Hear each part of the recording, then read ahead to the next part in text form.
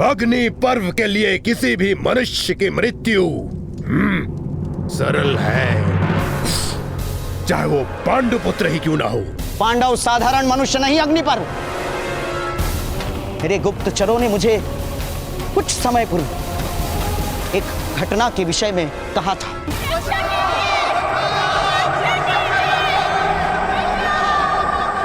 नैमिषारण्य के निकट एक गांव में जब नागों का आक्रमण हुआ था, तब इन्हीं 5 भाइयों ने प्रतिकार किया था।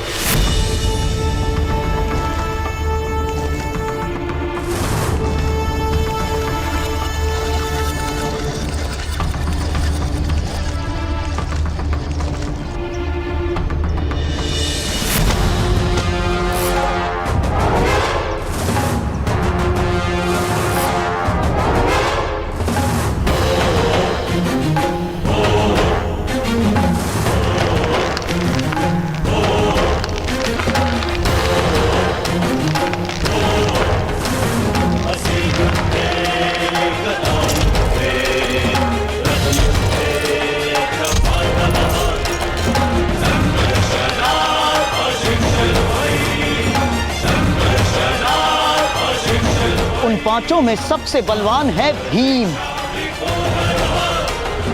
जो अपने मुष्टिका की एक प्रहार से शीला तोड़ सकता है।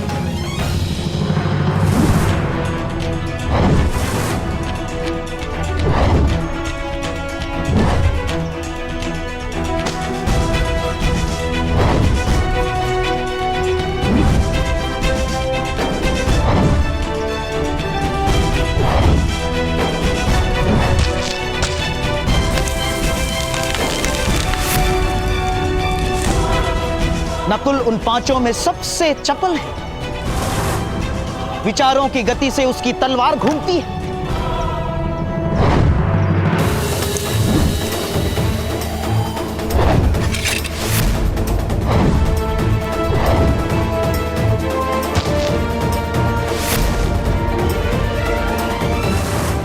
सहदेव की परशु को देखकर स्वयं भगवान परशुराम का स्मरण हो आता है।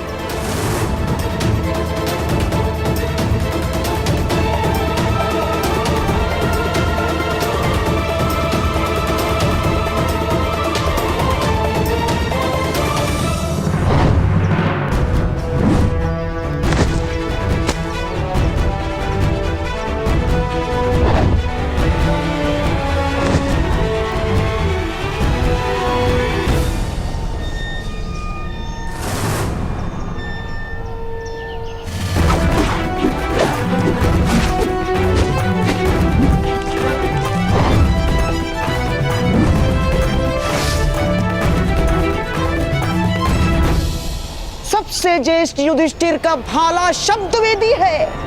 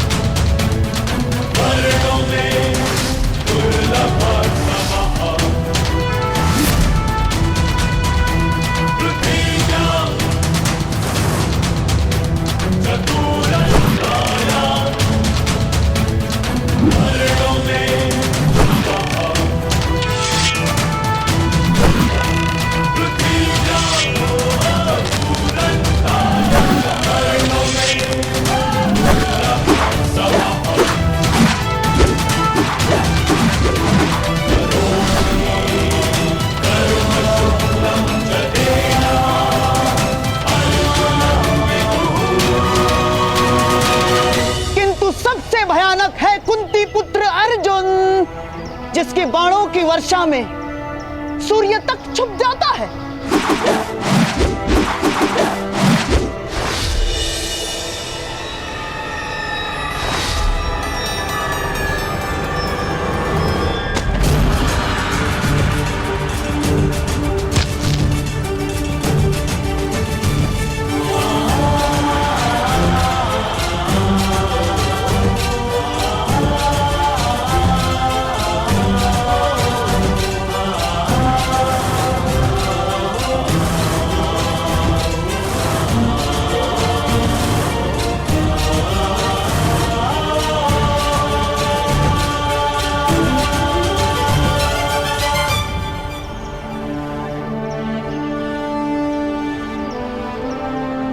उन पांचों के संयुक्त बल ने उन नागों को परास्त कर दिया था, जिन्हें उससे पूर्व बड़े से बड़े योद्धा भी परास्त नहीं कर पाए थे।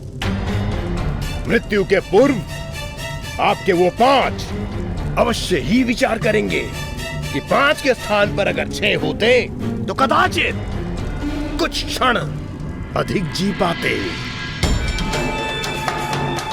गांधार राज,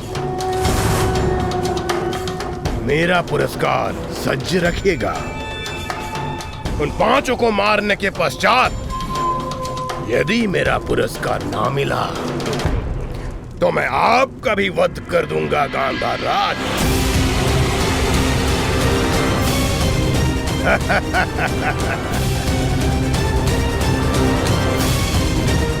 और आपके लिए तो मेरा एक भूख ही पर्याप्त है।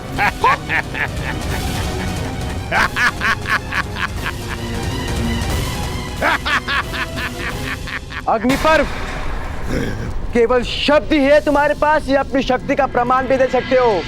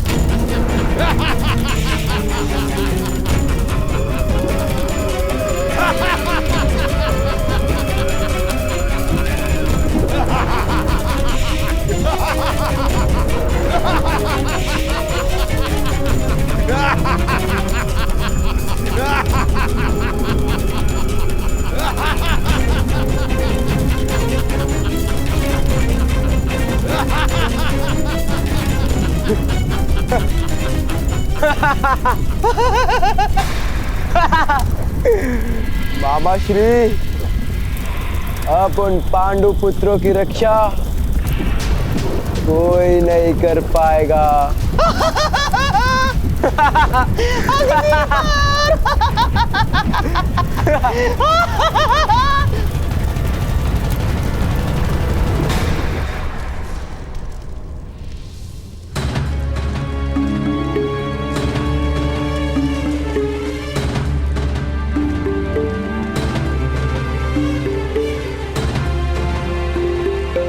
तुम्हें इसकी आवश्यकता होगी और कुछ औषधियां भी रख रही हूं। माँ, मेरे जाने का समय हो गया है। सूर्योदय के पूर्व मुझे निकलना होगा।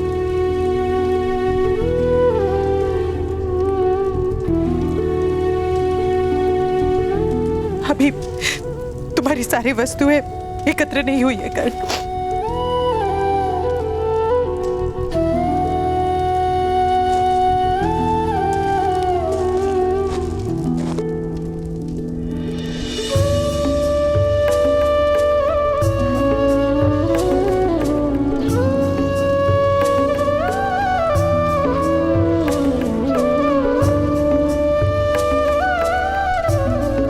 मुझे केवल आपके प्रेम की आवश्यकता है माता।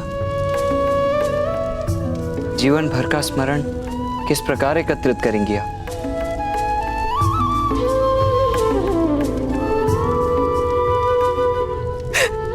मत जाओ पुत्र, अपने पिता के आदेश का विरोध कर लो। पिता के आदेश पर तो प्राण भी त्याग दिए जाते। यही सिखाया था ना आपने। किंतु पुत्र, माता का हृदय कैसे शांत होगा? संकल्प से माता। संतान का भविष्य माता और पिता के संकल्प से निर्मित होता है।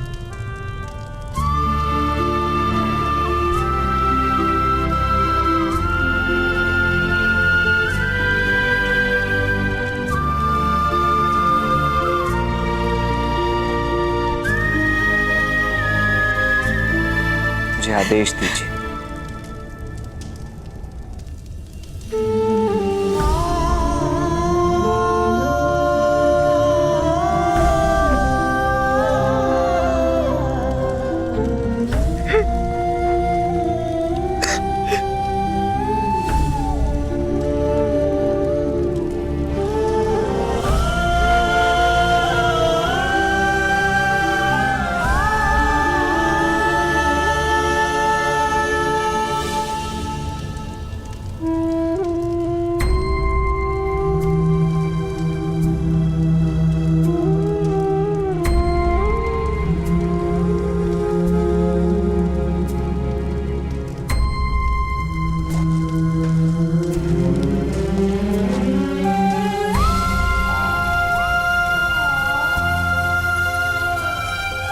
तुम्हें तो अत्यंत आनंद हो रहा होगा मेरे जाने से शोण।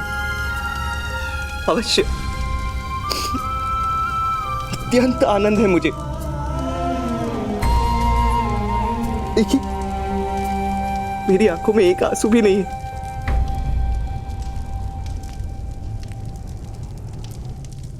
भूकतग्राम की सेना का अब सेनापति मैं बन पाऊंगा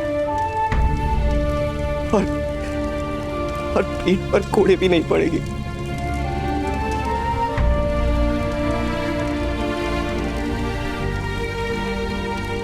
अब कोई इन आंखों में स्वतंत्रता का स्वप्न भी नहीं भरेगी। कोई संघर्ष नहीं होगा मेरे भविष्य में। हाँ, ये बात और है कि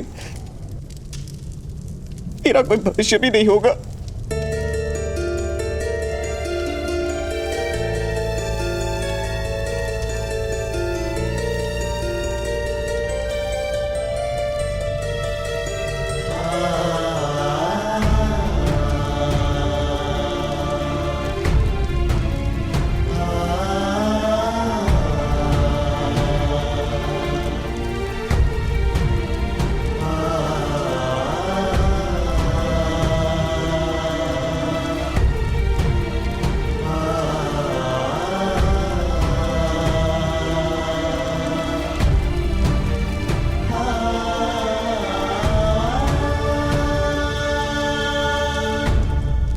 आशीर्वाद दीजिए माता। इस पृथ्वी में जिस ओर भी प्रवास करूं, अपनी माता को ही पाऊं।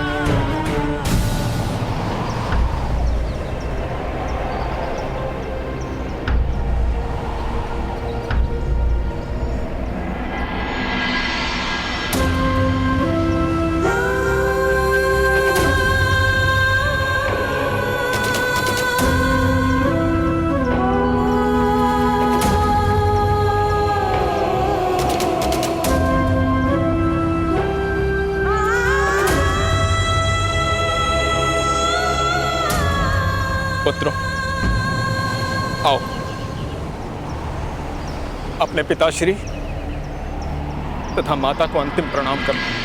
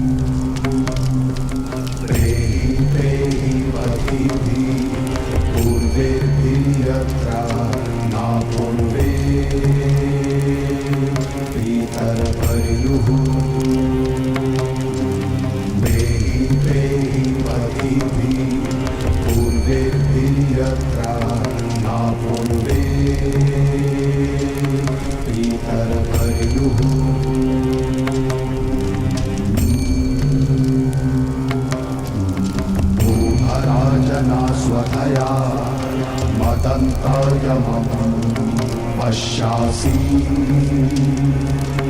वरुणं च दिवम्।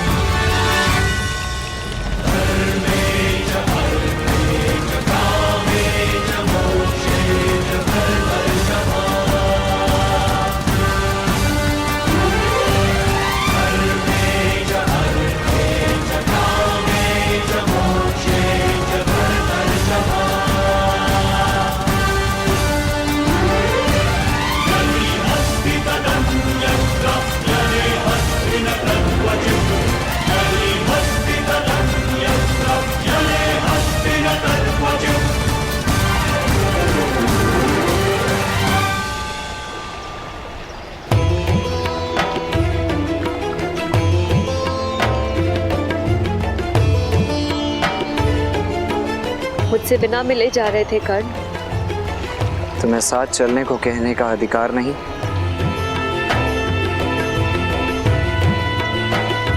पिता की अनुमति लेने का साहस नहीं? वास्तव में साथ ले जाने का साहस नहीं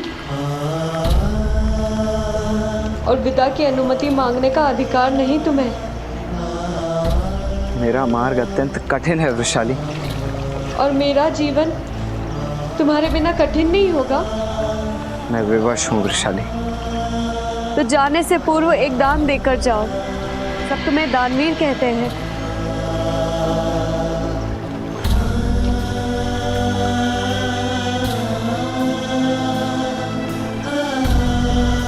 सूर्योदय का समय है वृषाली। प्राण मांगोगी तो देना होगा। जीवन मत मांगो। नहीं, जीवन नहीं मांगूंगी। केवल अनुमति मांगनी है, तुम्हारी प्रतीक्षा करने की अनुमति। इतना वचन दे दो कर्ण, एक दिन मेरी प्रतीक्षा का अंत करने अवश्य आओगे।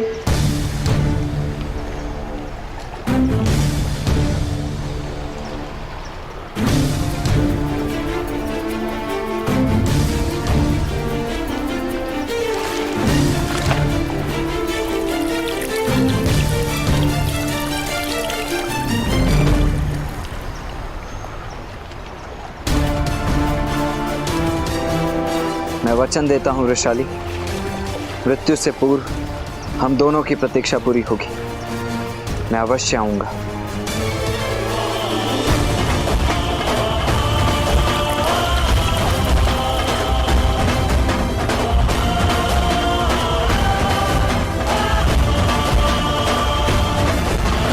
तो जाने से पूर्व एक दान देकर जाओ। सब तुम्हें दानवीर कहते हैं।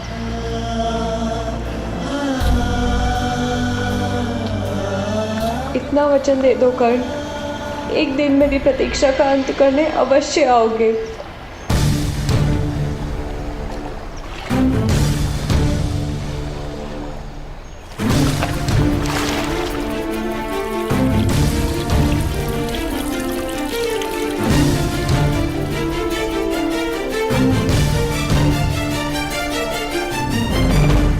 मैं वचन देता हूँ वृषाली, मृत्यु से पूर्व हम दोनों की प्रतीक्षा पूरी होगी। मैं अवश्य आऊंगा।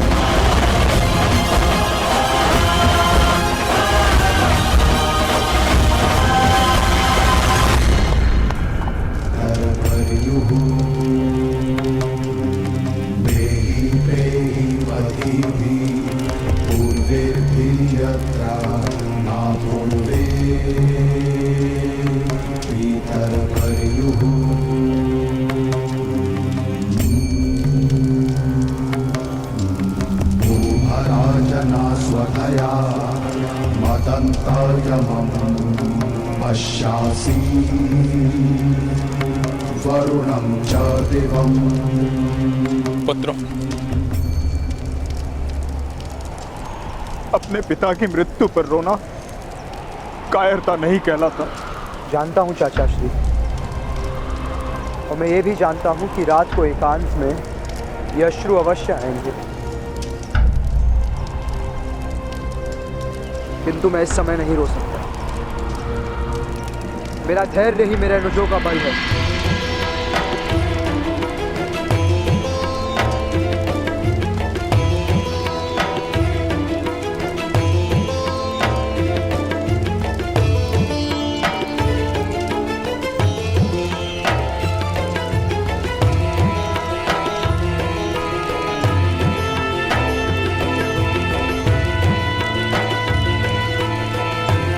पुत्रों,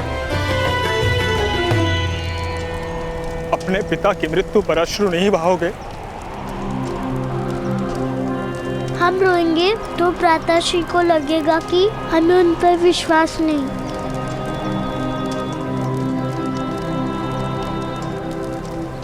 हमारा विश्वास ही उनका धैर्य है।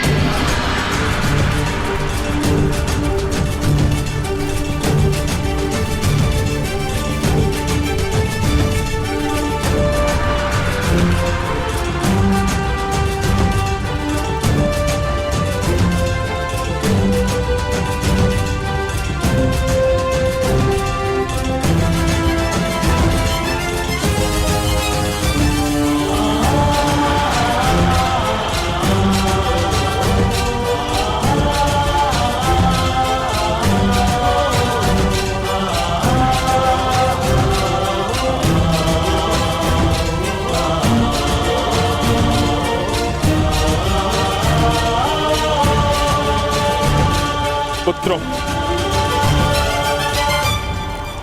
तुम्हारा ये अटूट बंधन तुम्हें हर संघर्ष में सफलता दिलवाएगा। किसी भी स्थिति में कोई भी शक्ति तुम्हें पराजित नहीं कर पाएगी।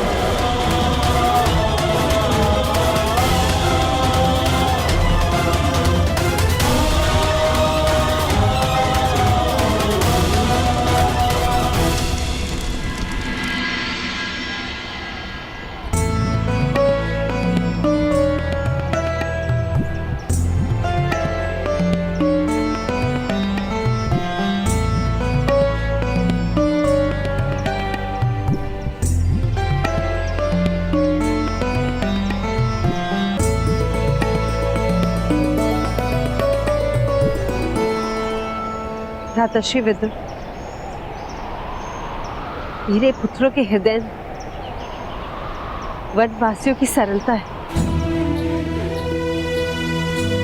राजनीति की कृतियों को किस प्रकार समझ पाएंगे ये? समझना पड़ेगा भाभीश्री। आपके पुत्र कुरुवंश के उत्तराधिकारी, कुरु राष्ट्र की प्रजा का उत्तरदायित्व है इनके माथे पर। और धर्म तो सदा सरलता में ही रहता है ना भाभीश्री। इसलिए हस्तिनापुर को आपके पुत्रों की आवश्यकता है।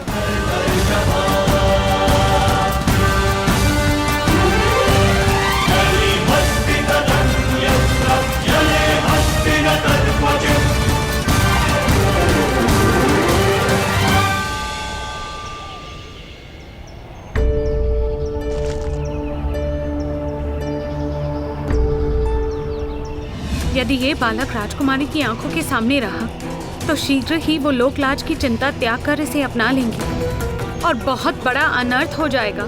इसी कारण मैं इसकी रक्षा का उत्तरदायित्व आपको सौंप रही हूँ। मैं प्रतिज्ञा लेता हूँ, इस बालक के विषय में मैं अपने मुख से कभी किसी को कुछ नहीं कहूंगा, कुछ नहीं कहूंगा।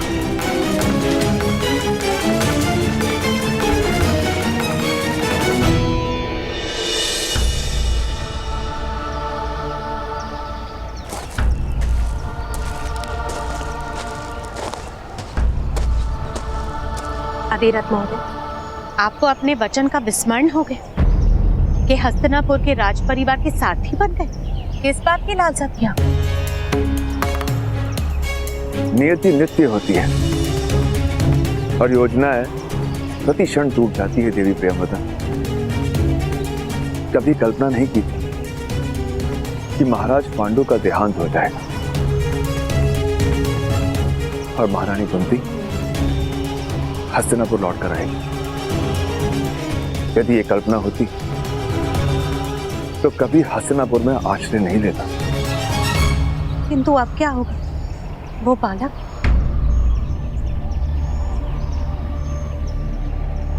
युवान हो गया है। मैंने अपने पुत्र कर्ण को उसके ही घर से निष्कासित कर दिया।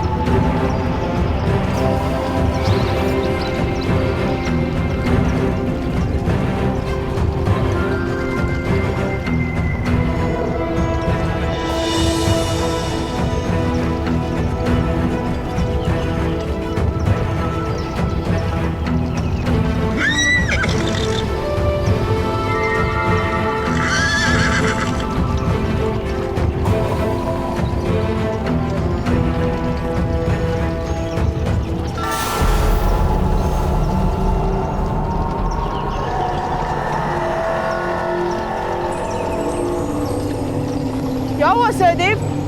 पूर्व आभास है भ्राता भीम, जैसे कि कोई हमारी प्रतीक्षा कर रहा हो। अवश्य, हस्तिनापुर में हमारे भाई हमारी प्रतीक्षा कर रहे हैं। और स्मरण रहे, आज के बाद हम केवल 5 भाई नहीं,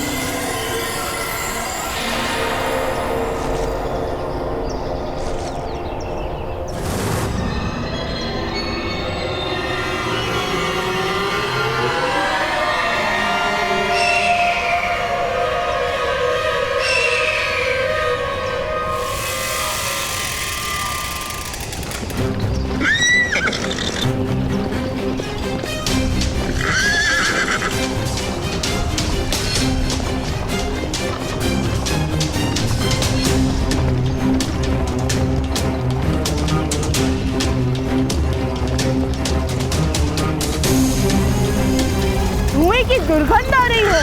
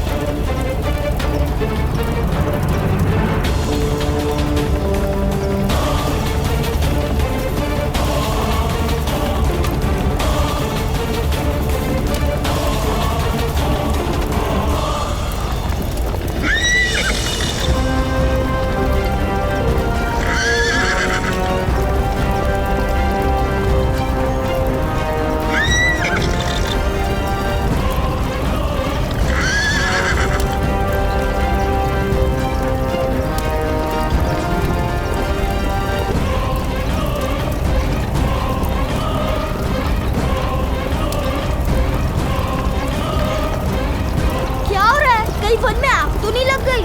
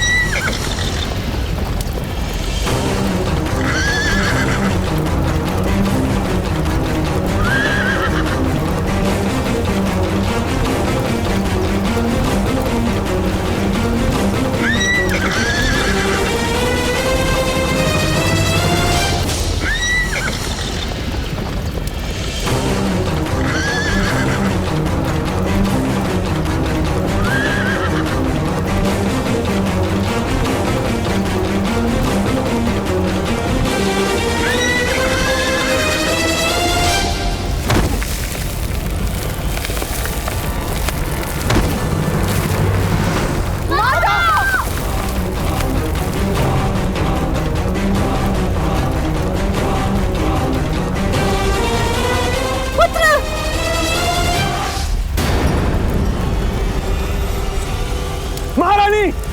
महारानी कुंती! पुत्र!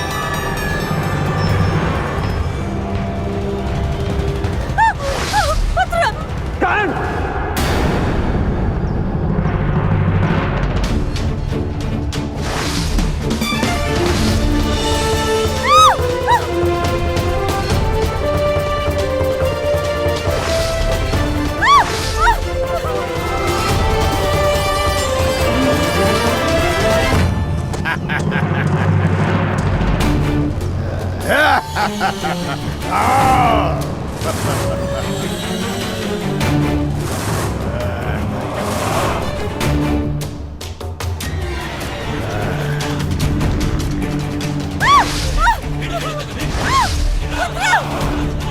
करो, रक्षा करो,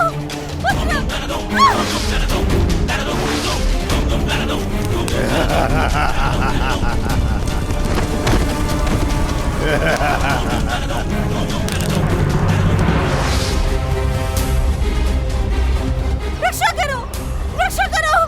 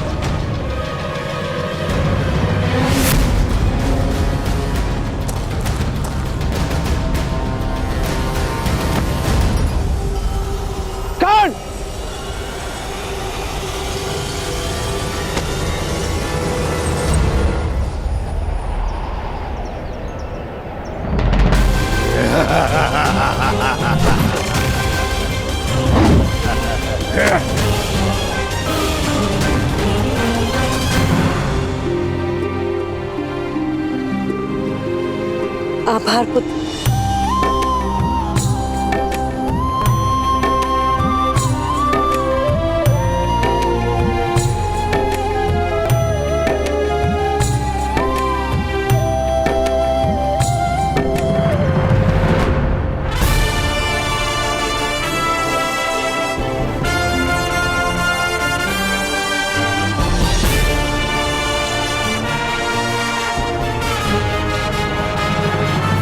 ये सब माया है। अर्जुन, भीम, हमें मूल दैत्य को ढूंढना होगा।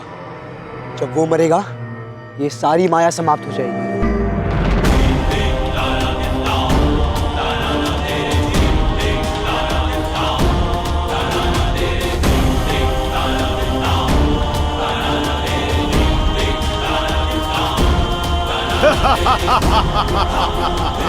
राक्षस की छाया की ओर देखो, केवल एक ही राक्षस की छाया भूमि पर गिरेगी।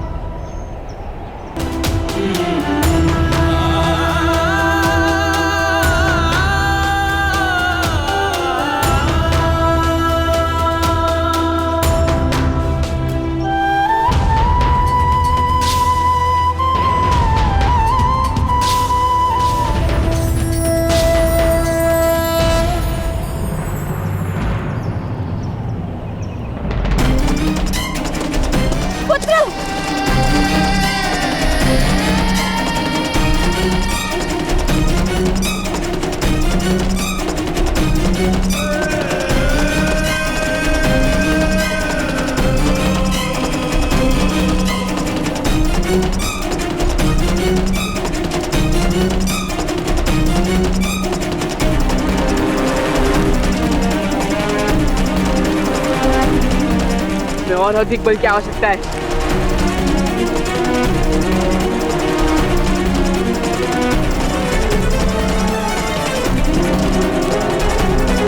कोई मेरे पुत्र की रक्षा करो।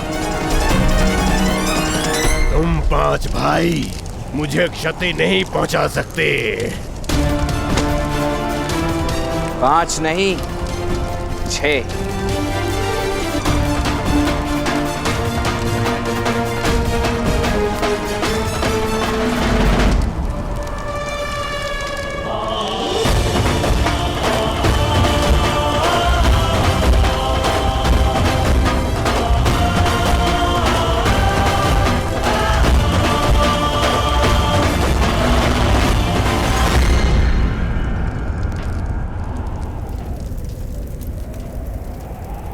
गुप्तचर ने कहा है कि उन्होंने मिलकर अग्नि पर्व का अंत कर दिया।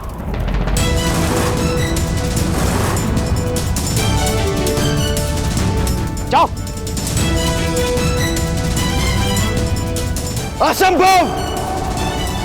पांडव जीवित नहीं रह सकते मामाश्री। अब मुझे स्वयं ही उनका वध करना होगा। मूर्खता मत करो पुत्र। मूर्खता मत करो। जो भाई अग्नि पर्व का अंत कर सकते हैं, उनका वध करना इतना सरल नहीं होगा। जब बल का प्रयोग काम ना आए, तो छल का प्रयोग करना ही पड़ता है। अर्थात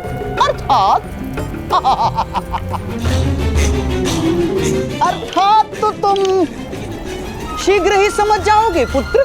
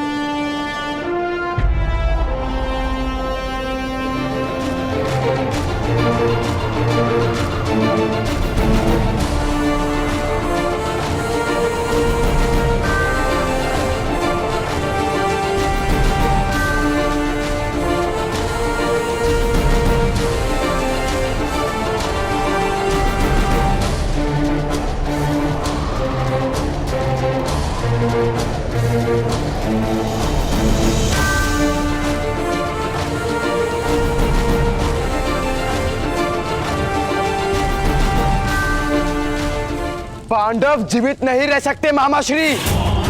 अब मुझे स्वयं ही उनका वध करना होगा। मूर्खता मत करो पुत्र। मूर्खता मत करो। जो भाई अग्नि पर्व का अंत कर सकते हैं, उनका वध करना इतना सरल नहीं होगा। जब बल का प्रयोग काम ना आए, तो छल का प्रयोग करना ही पड़ता है। अर्थात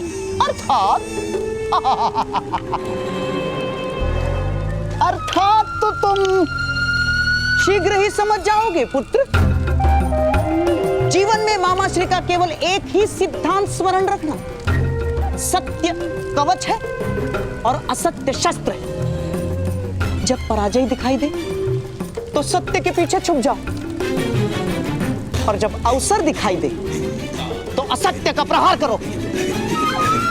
समझ गए?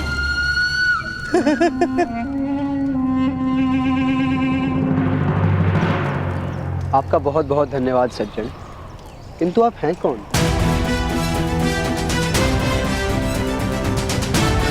जो रक्षा करे, उसे तो केवल रक्षक ही कहा जा सकता है। सहायता की है आपने, रक्षा नहीं की। मैं क्षत्रियों की सहायता नहीं करता बालक।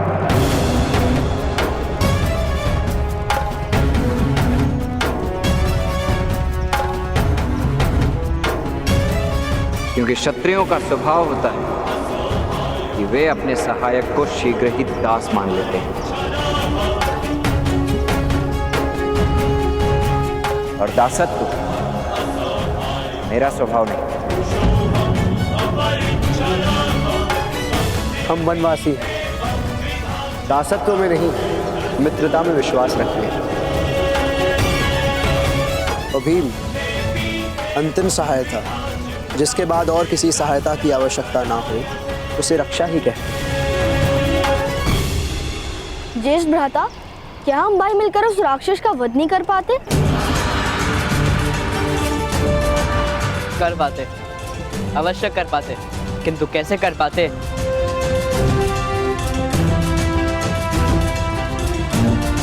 वह जानने का अवसर निकल गया।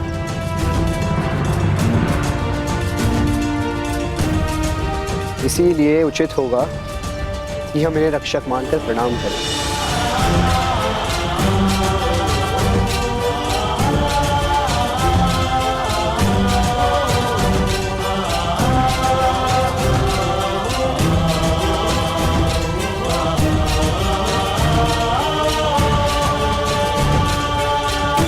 तो तुम बहुत अच्छे व्यक्ति हो या बहुत बड़े प्रपंची हो।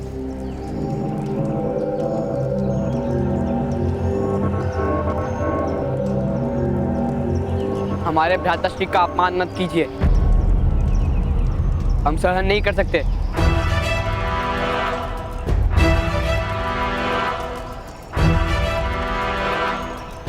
वास्तव में ये अपमान नहीं, प्रशंसा थी।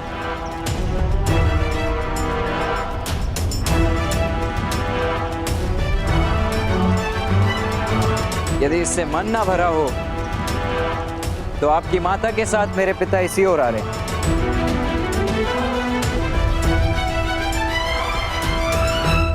तो उन्हें बता दीजिए कि आपका पुत्र अपमान कर गया। वो दंड दे देंगे मुझे, क्योंकि मेरी माता और पिता के सिवा किसी और का आदेश और दंड मैं मान्य नहीं करता।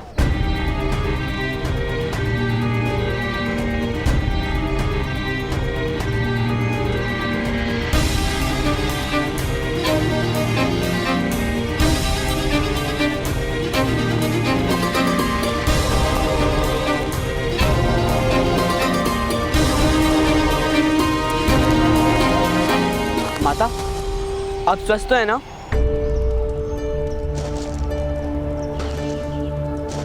वो कौन था जिसने मेरी रक्षा की? कोई बहुत उद्दंड व्यक्ति था माता, ज्येष्ठ का अपमान किया उसने। किंतु बहुत बलवान था, कह रहा था कि वह इनका पुत्र है।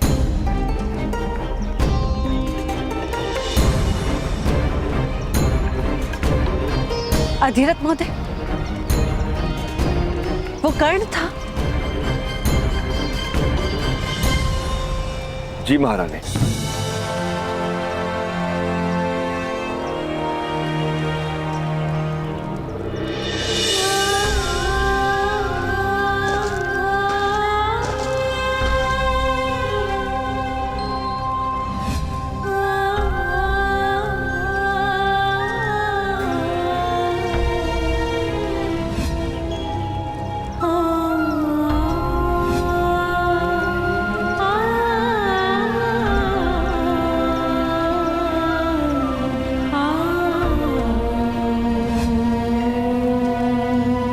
बिना मिले क्यों जा रहा है? कर्ण! कर्ण! कर्ण!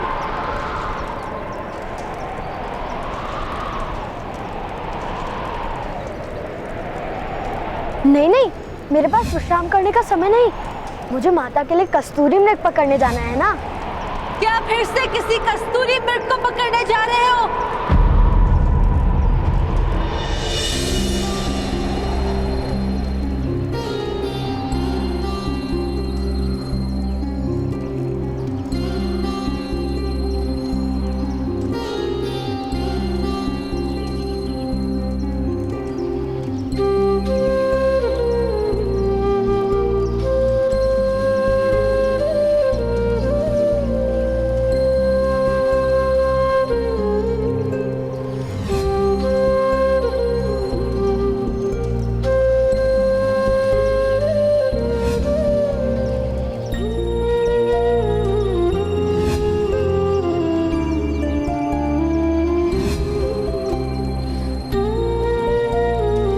मेरा स्मरण करोगे ना पुत्र? ये मेरे लिए गाई गई पहली लोरी थी देवी कुंती।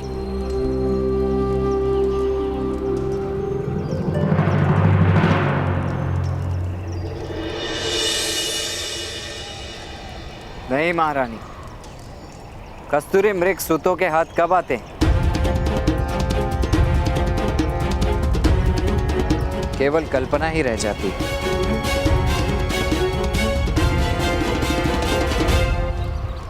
तो फिर लौटकर हमारे साथ हस्तिनापुर चलो।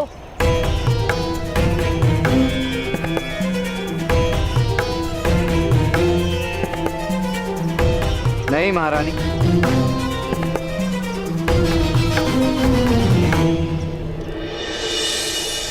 हस्तिनापुर में बहुत कस्तूरी मृग हैं जो सूतों के हाथ नहीं आते।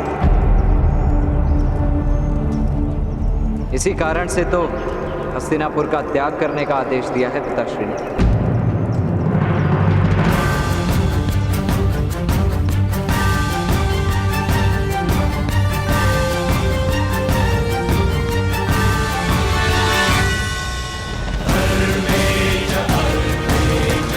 प्रणिपात।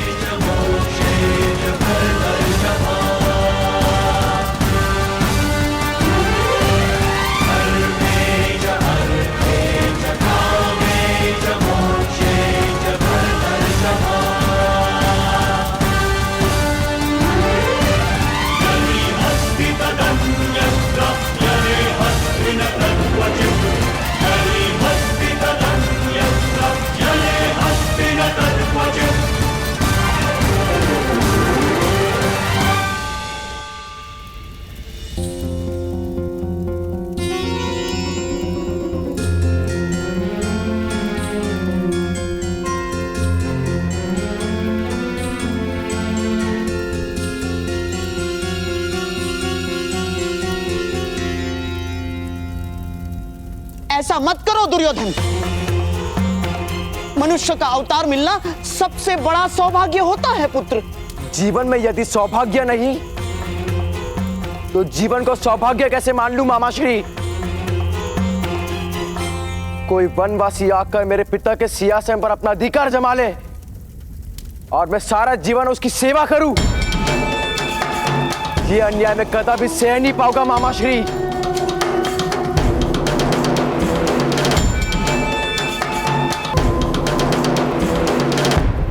पुत्र दुर्योधन, ये क्या मूर्खता है? तुम चिता बनाकर उस पर बैठे हो और इस चिता में भस्म भी अवश्य हो जाऊंगा मैं पिताश्री। मामाश्री, अग्नि दीजिए मुझे।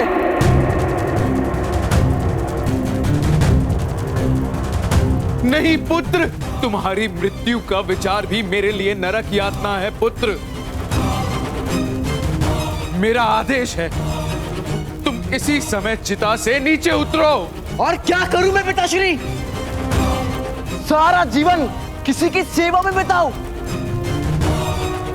उन पांडवों की उंगली पर सारा जीवन नृत्य करूं, उनकी सेना में एक सामान्य सैनिक बनकर किसी युद्ध में मृत्यु प्राप्त कर लूं?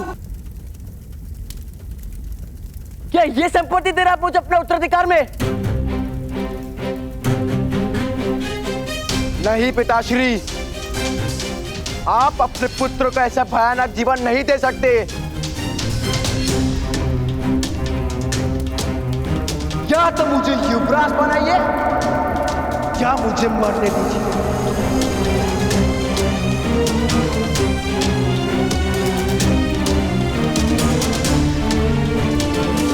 किंतु पुत्र, मैं विवश हूं।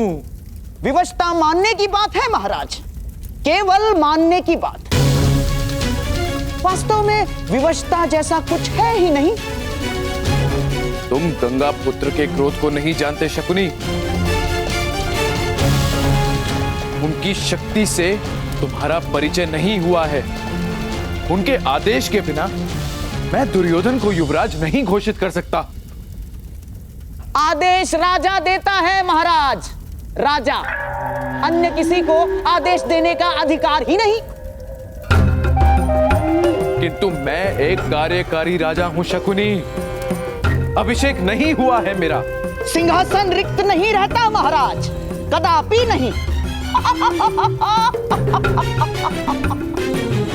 जिस क्षण महाराज पांडु की मृत्यु हुई उसी क्षण आप राजा बन गए हैं महाराज। अब समय है, आपके पुत्र की रक्षा कीजिए महाराज। आज ही प्रातःकाल से पूर्व मेरे प्रिय भांजे दुर्योधन का युवराज पद पर अभिषेक कर दीजिए। फिर पांडव हस्तिनापुर आ भी जाए तो कोई हानि नहीं कर पाएंगे महाराज।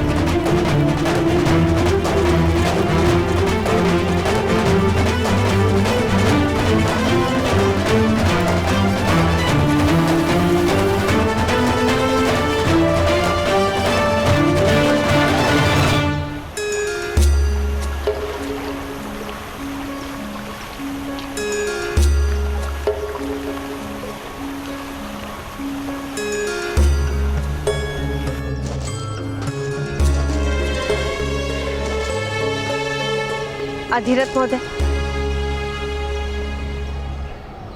कर्ण को निष्कासित करने का क्या कारण था?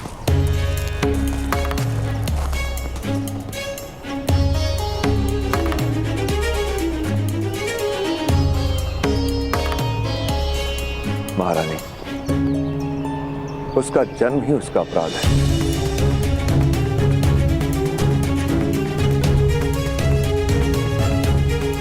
सूत समाज कर्ण का सामर्थ्य धारण नहीं कर सकता। अर्थात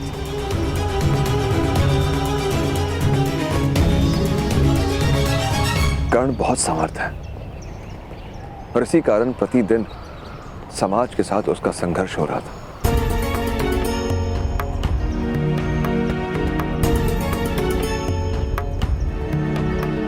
छोटी जाति में सामर्थ्य श्राप बन जाता है महारानी। सामर्थ्य कभी शाप नहीं बनता अधिरथ।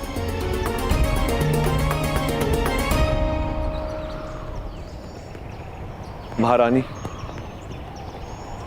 सामर्थ्य सपनों को जन्मता है और सूतों को स्वप्न देखने का अधिकार नहीं।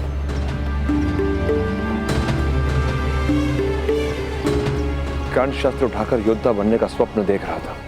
सपने से अपने संतान को जगाना पड़ता है, वास्तविकता का परिचय कराना पड़ता है और फिर अपने पुत्र को जगाने का कार्य माता पिता ही कर सकते हैं। कोई कारण नहीं कि कर्ण को वन में रहना पड़े। महारानी, अग्नि देह के भीतर हो तो जीवन मिलता है,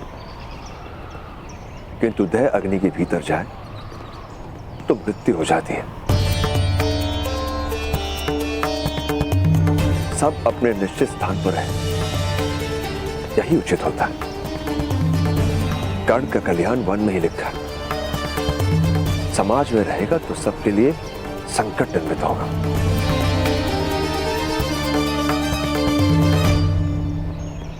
महामंत्री भी जानते हैं महारानी। आश्चर्य है कि कर्ण की माता ने उसे किस प्रकार जाने दिया।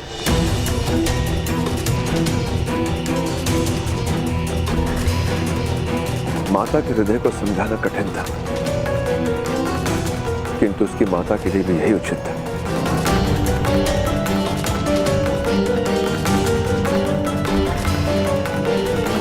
कि वो हस्तिनापुर का त्याग करे। मुझे क्षमा कर दो पुत्र।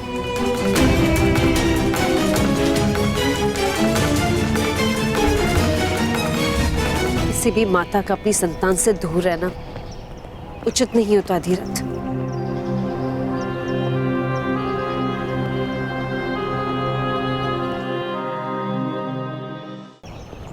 पुत्र युधिष्ठिर,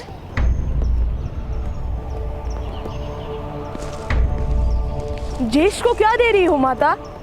एक कार्य दे रही हूं, तुम्हें करना है? नहीं, मुझे तो भूख लगी है। कोई कार्य करने की शक्ति नहीं है मुझ में। हम सब साथ में भोजन करेंगे। युधिष्ठिर, अधिरथ महोदय के पुत्र को ले आओ।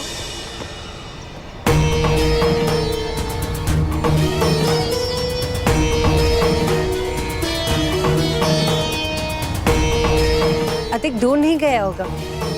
मैं जाता हूँ माता, मैं उनके चरण चिन्ह सरलता से देख पाऊंगा। कर्ण बड़ा हो गया है, उसे जाने देना ही उचित होगा। नहीं अधिरथ, कोई भी इतना बड़ा नहीं होता कि अपनी माता की गोद में समा न सके। कर्ण को आप उसकी माता से दूर नहीं कर सकते।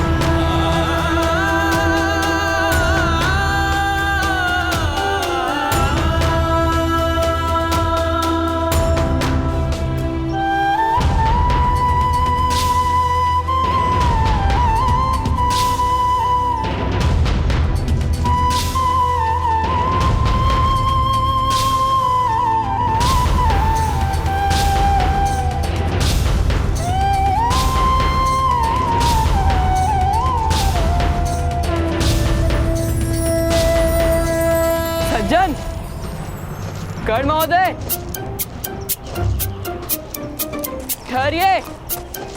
कर्ण महोदय, कर्ण महोदय, ठहरिए। कर्ण महोदय, रुकिए।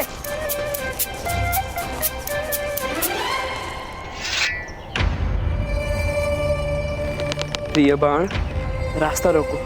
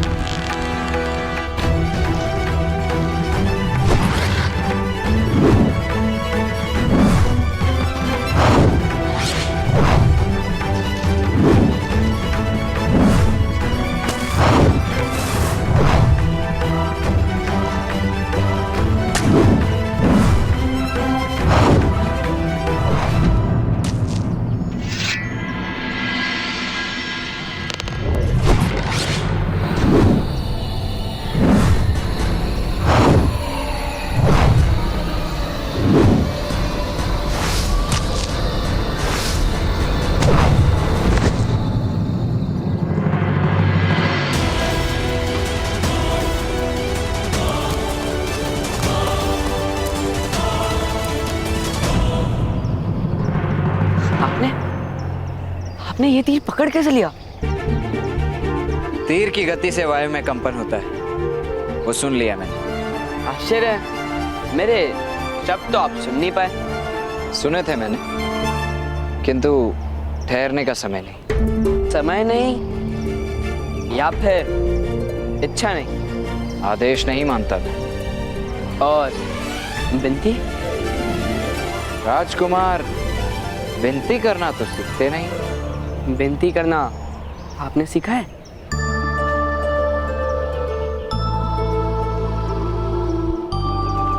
सीखा था, किंतु वन में प्रवेश किया उसी क्षण विस्मरण कर दिया।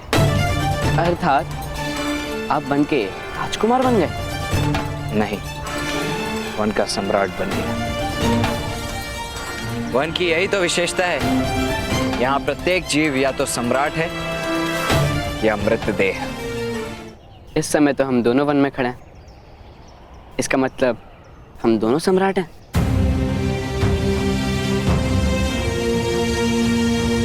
या दोनों मृतदेह? अधिक बोलते हो। मेरे अनुज शोण की भांति तुम्हारी भी जीवा पर अंकुश नहीं है।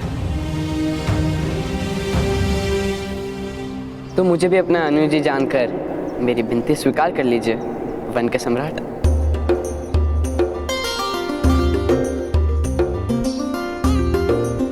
मेरी माता ने आपको बुलाया। माता और पिता तो वन में भी आदेश दे सकते हैं। चलो। केवल बातें ही करते हो या कोई परिचय भी है? अभी विश्व के सर्वश्रेष्ठ धनुर्धारी ये परिचय दे नहीं सकता, इसलिए इस समय मेरा परिचय केवल अर्जुन ही है। तुम्हारे धनुष के ऊपर का भाग अधिक भारी है, इसीलिए तुम्हारे तीर दाहिनी दिशा में मुड़ जाते हैं। सर्वश्रेष्ठ धनुर्धारी बनना है तो प्रथम अपने धनुष से परिचय दो।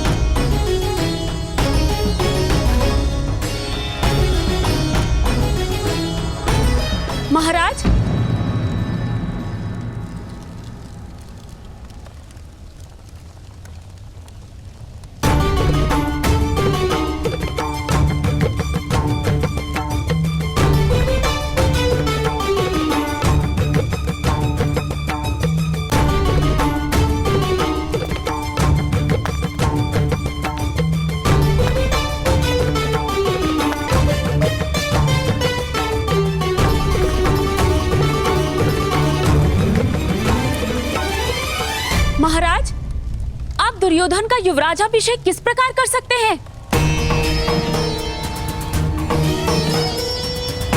भ्राता पांडु के निधन के बाद उत्सव का अवसर किस प्रकार हो सकता है?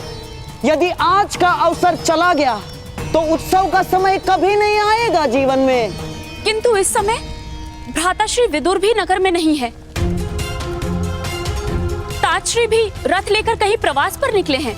अघोर साधना तो अमावस्या की रात्र को ही की जाती है, जब सूर्य और चंद्र दोनों लुप्त हों। किंतु अघोर साधना तो पाप है ना भ्राताश्री? अवश्य पाप नहीं।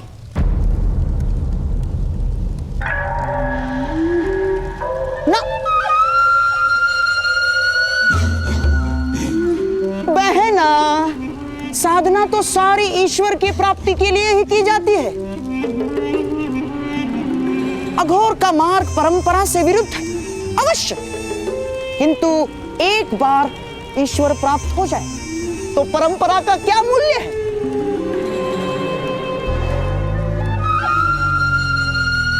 राजकुमार को अभिषेक हेतु आसन पर बिठाइए।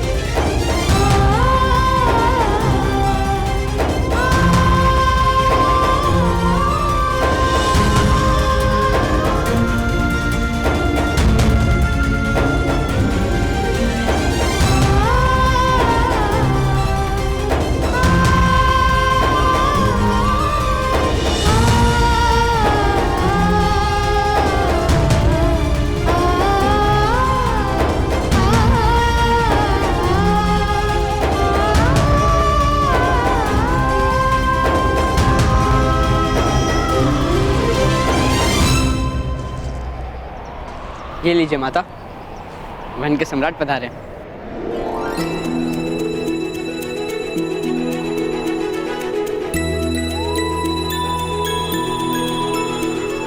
ये सम्राट नहीं है पुत्र। सम्राट के साथ तो बहुत अंतर रखना पड़ता है, बहुत कम समय के लिए। किंतु कर्ण के साथ बहुत निकटता प्राप्त हुई है मुझे।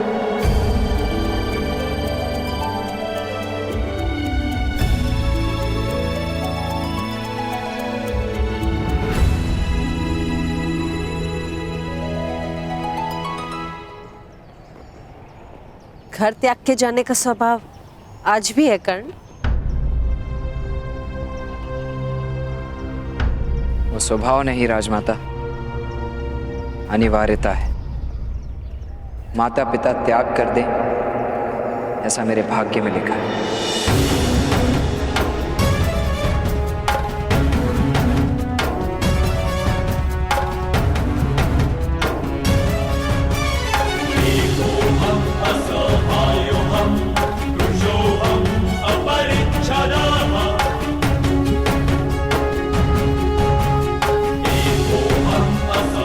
प्रणिपात राजमाता।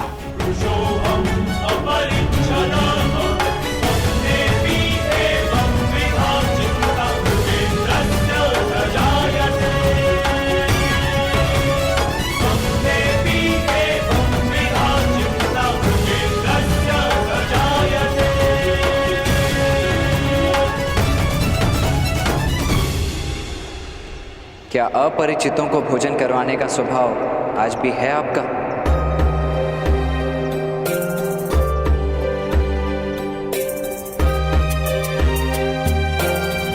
तुम्हें भूख लगी है कर्ण? नहीं, माता ने कहा है किसी के घर जाकर भूख लगी है कहना उचित नहीं। जब किसी के घर पे अतिथि बनकर जाओ तो भोजन मांगना उचित है।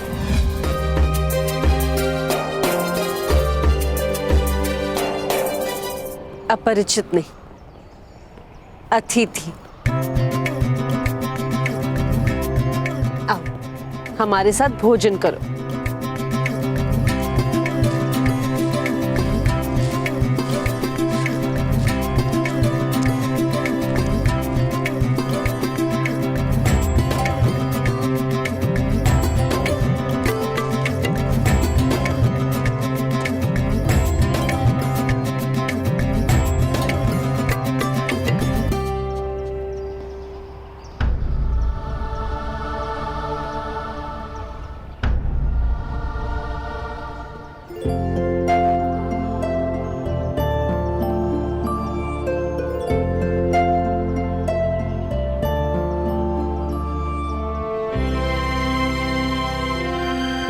अब मैं बालक नहीं रहा राजमाता, और आप सन्यासिनी नहीं रही।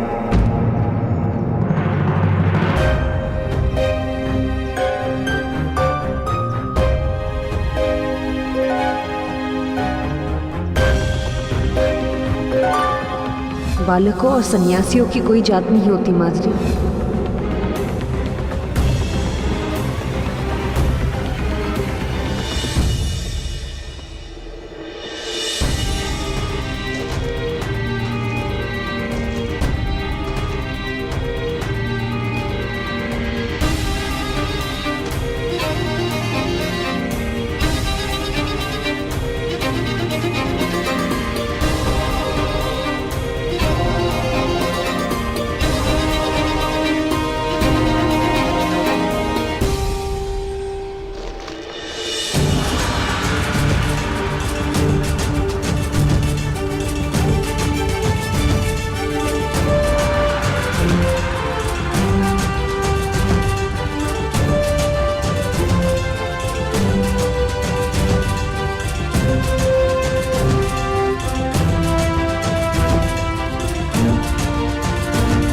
वन के सम्राट, क्या सामान्य वनवासियों को आपके साथ भोजन करने की अनुमति है?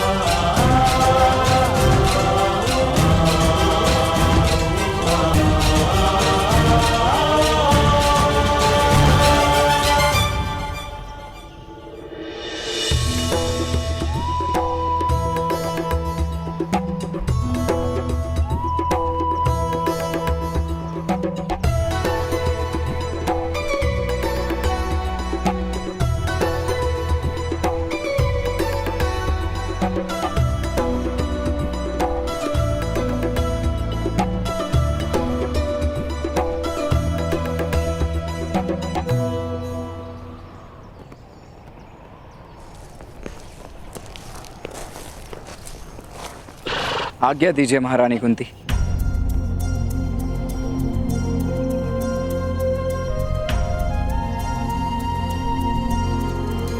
नहीं कर्ण, तुम कहीं नहीं जाओगे। तुम्हारा स्थान हस्तिनापुर में है।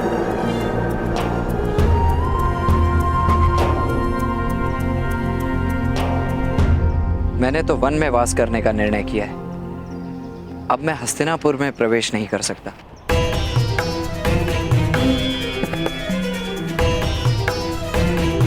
क्षमा कीजिएगा।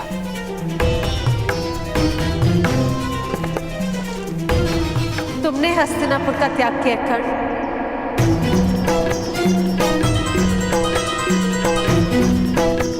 किंतु हस्तिनापुर ने तुम्हारा त्याग नहीं किया है कर्ण।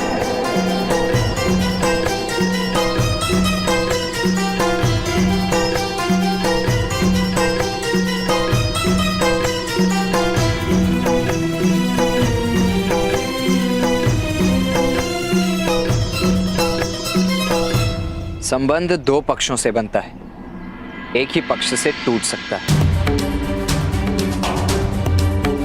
और मैंने हस्तिनापुर से संबंध अपनी ओर से तोड़ दिया है।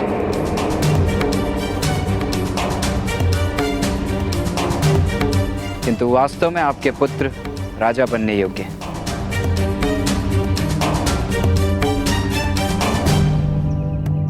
जिस दिन उनका शासन होगा, मैं अवश्य अपने पिता से अनुमति लेकर लौट आऊंगा।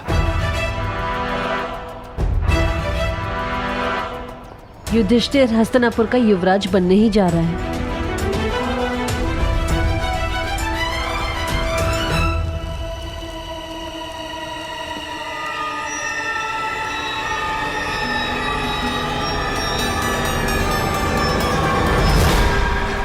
महाराज, आपसे विनती है, इतना बड़ा निर्णय लेने से पूर्व विचार कीजिए।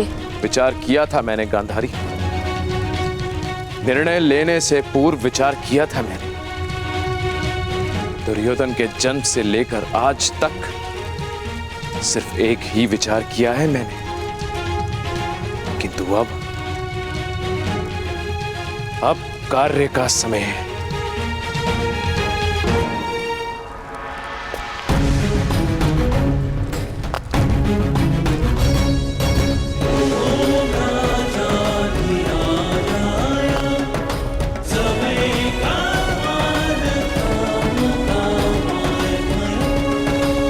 ठहरो धृतराष्ट्र।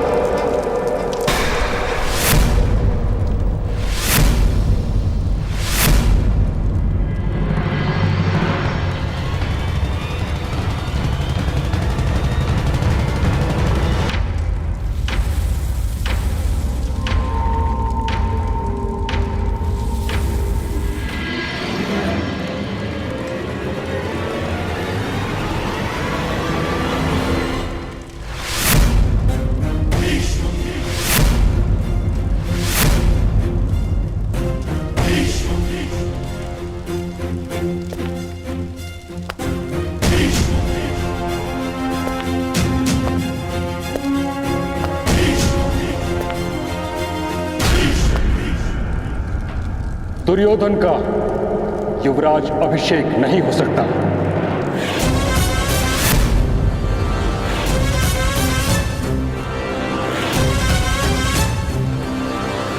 महाराज पांडु का ज्येष्ठ पुत्र युधिष्ठिर अभी जीवित है। हाँ? किंतु महाराज, जो यज्ञ आरंभ हो गया है उसे रोकने का क्या अर्थ है महाराज? इस यज्ञ को आरंभ करने का अधिकार नहीं था तुम्हें धृतराष्ट्र। इस सिंहासन का अधिकार नहीं है तुम्हें। यदि यज्ञ आरंभ हो ही गया है तो युधिष्ठिर का युवराज अभिषेक करवा दो।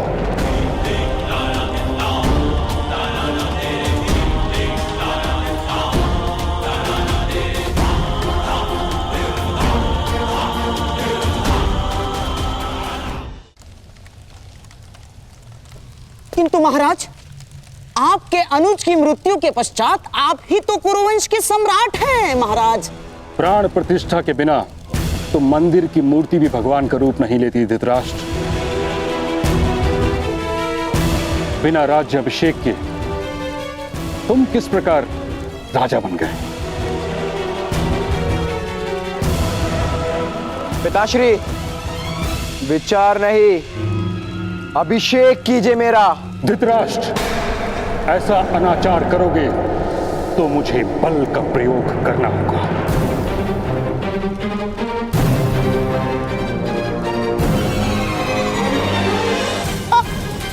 आप हस्तिनापुर के सिंहासन को समर्पित हैं महामहिम। आप सिंहासन के विरुद्ध बल प्रयोग करेंगे? गंधार राज, मैं भगवान परशुराम का शिष्य हूं। शांतनु और गंगा का पुत्र, मेरे सामर्थ्य को आवाहन मत दो। मैंने कुरुवंश की रक्षा करने का प्रण भी लिया है। मैं अन्याय नहीं होने दूंगा।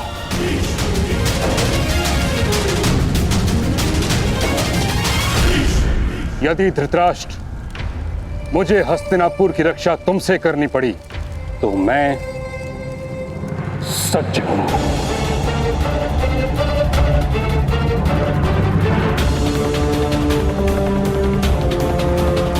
निर्णय लो धृतराष्ट्र।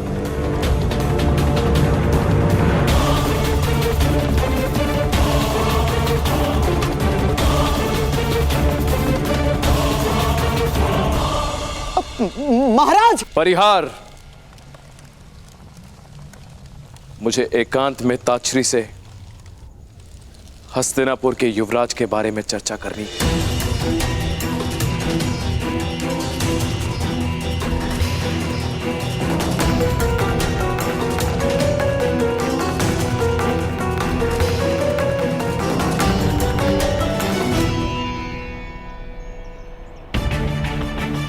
कर्ण, तुम्हारे पिता से मैं अनुमति ले लूंगी। अधिरथ,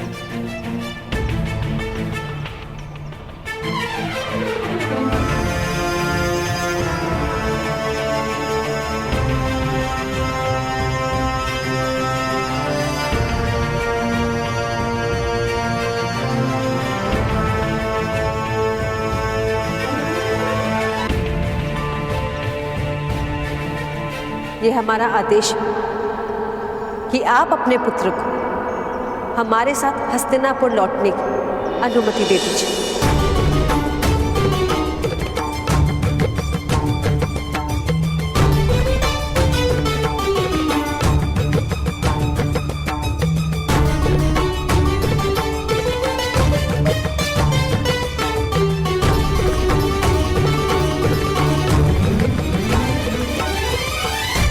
अवश्य महारानी।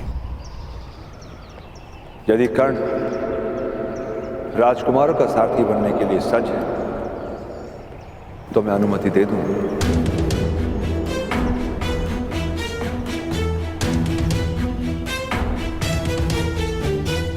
मेरे रथ में बैठे राजकुमार बार बार रथ से गिर जाते हैं पिताश्री, आपने देखा है।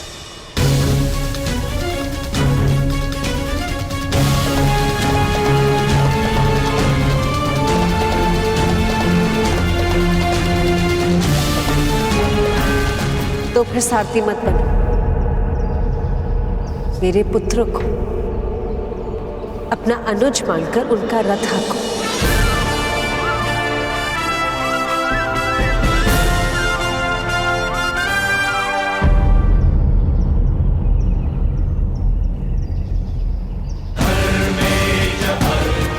मुझे विश्वास है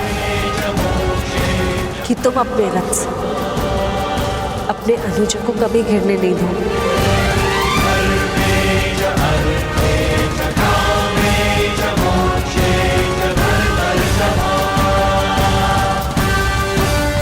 वसंत उत्सव के दिन मैं तुम्हारे रथ में प्रवास करूंगा और स्वयं तुम्हारी परीक्षा लूंगा।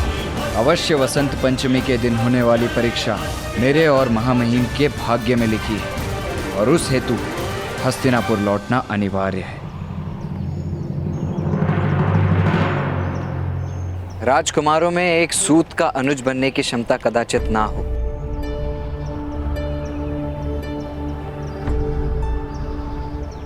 किंतु यदि मित्र बनने की क्षमता होगी तो अवश्य नहीं गिरेंगे माता।